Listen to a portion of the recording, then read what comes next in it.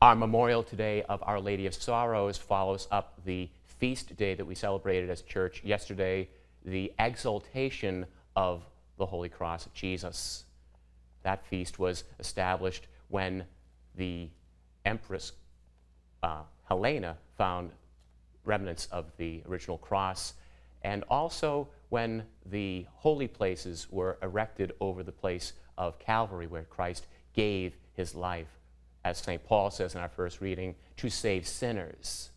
Last year I had the privilege of visiting the Holy Land to the Church of the Holy Sepulchre. What an amazing experience it was to be on that ground where our beautiful gospel, the challenging gospel we've just heard proclaimed, took place.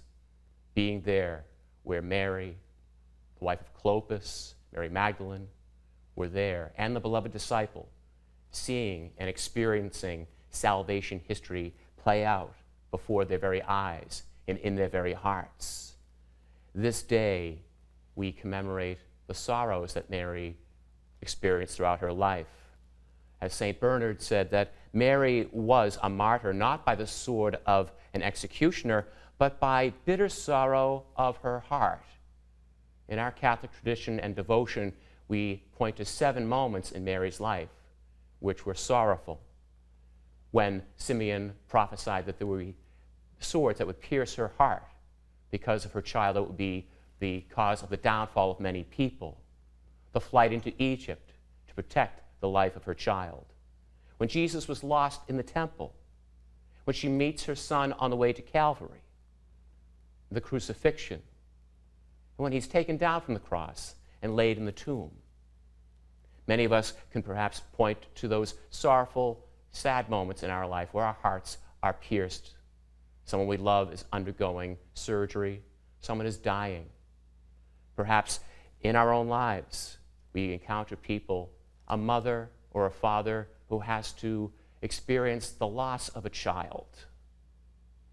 Pope Francis, in his words about this memorial today, said that when he was in Buenos Aires, the mothers would visit their children in prison and the ridicule that they would experience, sadly. Yet they stood by their children no matter what crime or no matter what sin that they committed. So too it is with Mary for her son on the cross, standing by him in the midst of the ridicule of the crowd then and the crowd now.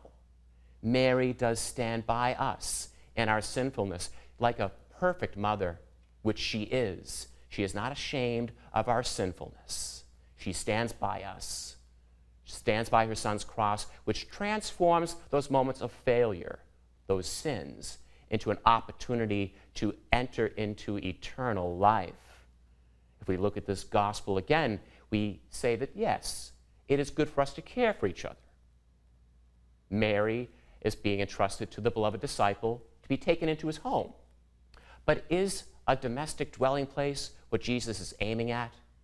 Yes, it's good to care for our parents and those who are hurting, but at a deeper, most profound level, Mary is being used as a model of discipleship for the beloved disciple, taking her example into his home, his very dwelling, his spirit. The beloved disciple represents you and me, Christians then and now, the church. The church has to take Mary into our very being in our day-to-day activity. She who prayed, she who taught her son to pray, and teaching him about the love of God, his Father, that is with his church until the end of time. This final moment in Jesus' life, he provides for the church then and now, having a spiritual companion. For we are true, beloved by Jesus Christ, disciples today. His sacrifice changes the relationships, making the intimacy of his mother, Our Lady of Sorrows, more poignant in our hearts. May we behold our mother. When we do that, we see the suffering of our brothers and sisters. And as Catherine Doherty wrote many years ago, we should stand with Mary under the cross. For if we turn to her, she will lead us to Christ's resurrection and show us the essence of an unshakable faith.